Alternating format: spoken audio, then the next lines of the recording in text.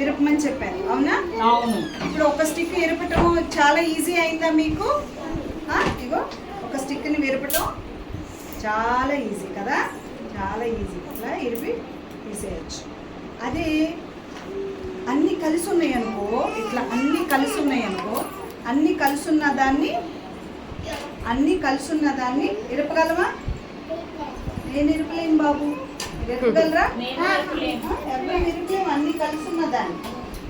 చూడండి, ఇది ఇట్లా మీరు అందరూ ఒకళ్ళే ఉన్నారు అనుకో, ఎవరితో ఫ్రెండ్షిప్ లేకుండా, ఎవరితో మంచిగా లేకుండా, అందరితో గొడవ పడుతూ, ఎవరి కాళ్ళు ఒంటరిగా ఉన్నారు ఇంట్లో, అన్నదమ్ములతో, అక్క చెల్లెళ్ళతో, పేరెంట్స్తో, అత్త మామతో, బాబాయ్తో, ఎవరితో మీరు మంచిగా లేకుండా, నేనే నాకే ఉండాలన్నీ, ఇది నాది, నేను ఎవరితో షేర్ చేయను అంటే నీతో ఎవరు కలిసి ఉండరు. అప్పుడు నువ్వు ఒంటరి అయిపోతావు. ఒంటరి అయినప్పుడు దాన్ని ఎరవటం ఈజీయా కాదా? అదే మీరు అందరినీ కలుపుకున్నారనుకో, మీరందరూ కలిసి కట్టుగా ఒకటిలాగా ఉంటే మీ బాండ్ని ఎవరైనా తెంపగలుగుతారా? తెంపగలుగుతారా? చాలా బ్యూటిఫుల్ గా కూడా ఉంటది. అందరూ కలిసి ఉంటే చాలా స్ట్రాంగ్ గా ఉంటారు. అందరూ కలిస్తే స్ట్రాంగ్ గా ఉంటుంది. అక్కడ స్ట్రాంగ్నెస్ ఉంటుంది, బ్యూటీనెస్ ఉంటుంది. అందరూ కలిపి, ఇప్పుడు మనం గ్రూప్ డాన్స్ వేస్తున్నాం స్కూల్లో, గ్రూప్ డాన్స్ వేసేది ఎంత బ్యూటిఫుల్ గా ఉంటుంది. అందరూ కలిసేపటికి స్ట్రెంగ్త్ పెరుగుతుందా లేదా? ఇప్పుడు మనం భోజనం చేయాలి, ఒక్క ప్లేట్లో వేసేది ఇంతే ఉంటుంది, అందరు ప్లేట్స్ లో వేసేది వండింది ఎంత ఉంటుంది కదా? అంటే ఎక్కువ ఉన్న దానికి చాలా స్ట్రాంగ్నెస్ ఉంటుంది. అర్థమైందా? అది ఇప్పుడు నానమ్మ నీకు చెప్పిన స్టోరీ ఏంటంటే, అందరూ కలిసి కట్టుగా ఉండాలి. UKG, LKG, nursery, play group అన్ని. ఇది స్కూల్ మనది, మన పిల్లలు, మన ఫ్రెండ్స్. అలాగే ఫ్యామిలీలోకి వెళ్ళాక మన పేరెంట్స్, మన అత్త మామ, మన మమ్మీ డాడీ, మన బాబాయ్ పిన్ని, అన్నయ్య, అక్క, చెల్లి, ఎవరితో గొడవ పడకూడదు ఇంట్లో మీరు. అర్థమైందా? నాకు అది ఇచ్చావు, నీకు ఇది ఇవ్వలేదు, అన్నయ్యకి ఎందుకు ఇది ఇచ్చావు, అక్కకు నాకెందుకు ఇది ఇచ్చావు, నీకెందుకు అది ఇచ్చావు, దానికి ఎక్కువ ఇచ్చావు, తక్కువ ఇచ్చావు, అలా అంటే మీరు ఒంటరి వాళ్ళు అయిపోతారు. మీతో ఎవరు కలవరు. ఒంటరి వాళ్ళు అయిపోతే ఇట్లా బ్రేక్ అయిపోతారు. మీరు స్ట్రాంగ్ ఉంటారా, వీక్ గా ఉంటారా? స్ట్రాంగ్ గా. ఒంటరిగా ఉంటే వీక్ అయిపోతారు. అందరూ కలిసికట్టుగా ఉంటే స్ట్రాంగ్ గా ఉంటారు. అర్థమైంది? ఇప్పుడు నాన్నమ్మ చెప్పిన కథ మీకు.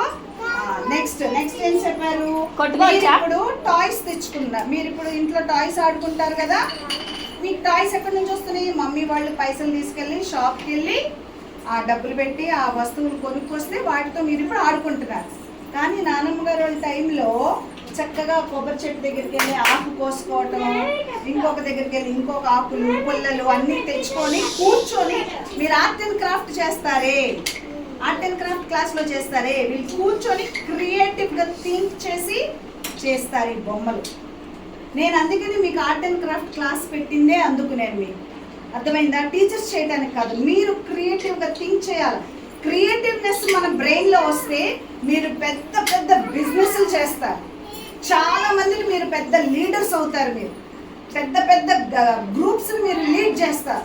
ఎప్పుడు మీ బ్రెయిన్ క్రియేటివ్గా ఉన్నప్పుడు. అర్థమైందా నాన్న? చూడండి, ఇవి మీకు చాలా ఏంటివి అని అనుకోవచ్చు, కానీ నానమ్మ వాళ్ళు చిన్నప్పుడు ఇవి తయారు చేశారు. అందుకనే ఇప్పుడు వాళ్ళు ఒక పెద్ద ఫ్యామిలీని నడిపిస్తున్నారు. అంత క్రియేటివ్గా ఉంటారు. ఆలోచన విధానం చాలా బాగుంటుంది. మీకు ఎప్పుడు ఎవరో ఒకరు తినిపిస్తా, ఎవరో ఒకరు కొనుక్కొచ్చిస్తా ఉంటే మీ క్రియేటివ్ బ్రెయిన్ పెరగదు. మీరు మీ చేత్తో పని చెయ్యాలి. అర్థమైందా? మీ చేత్తో మీరు పని చేసినప్పుడు, మీరు క్రియేటివ్గా ఆలోచించినప్పుడు మీలో పొటెన్షియల్ పెరిగి మీరు ఒక గొప్ప లీడర్స్ అవుతారు.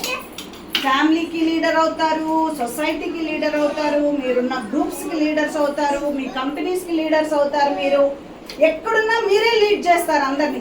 క్రియేటివ్ బ్రెయిన్ ఉన్న వాళ్ళు చేయగలుగుతారు. ఇవన్నీ క్రియేటివ్నెస్ని పెంచేవి. మీరు కూడా ఇంటికి వెళ్ళినప్పుడు చక్కగా, ఇప్పుడు రితిక్ వాళ్ళ ఇంట్లో బొమ్మలు తయారు చేస్తాడు. పాత బట్టలన్నీ తీసుకొని చక్కగా బొమ్మలు తయారు చేస్తాడు రితిక్ క్లాప్స్ ఇవ్వండి అందరూ. మంచి బొమ్మలు తయారు చేస్తాడు రితిక్. అలాగా మంచి డ్రాయింగ్స్ వేస్తాడు. మీరు కూడా వేస్తారు, నేను చూశాను డ్రాయింగ్స్. అట్లా క్రియేటివ్గా థింక్ చేయాలి. ఎప్పుడు మమ్మీ చేయి, డాడీ చేయి, అమ్మమ్మ చేయి, నాయనమ్మ చేయి, టీచర్ చేయి అనకూడదు. మరి మీ బ్రెయిన్ ఎవరు వాడతారు? ఎవరు వాడాలి మీ బ్రెయిన్? మీరే వాడుకోవాలి. అర్థమైందా నాన్న? బోల్డ్ క్రియేటివ్నెస్ ఉంటుంది మీ బ్రెయిన్లో. అర్థమైందా? హదియా. నానమ్మ ఇవన్నీ హదియా. తెచ్చినందుకు, సరిగా టైం కూర్చో. స్పెండ్ చేసినందుకు, హదియా. మీ కొరకు తయారు కూర్చో. చేసినందుకు అందరు థ్యాంక్స్ చెప్పండి నానమ్మకి. Thank you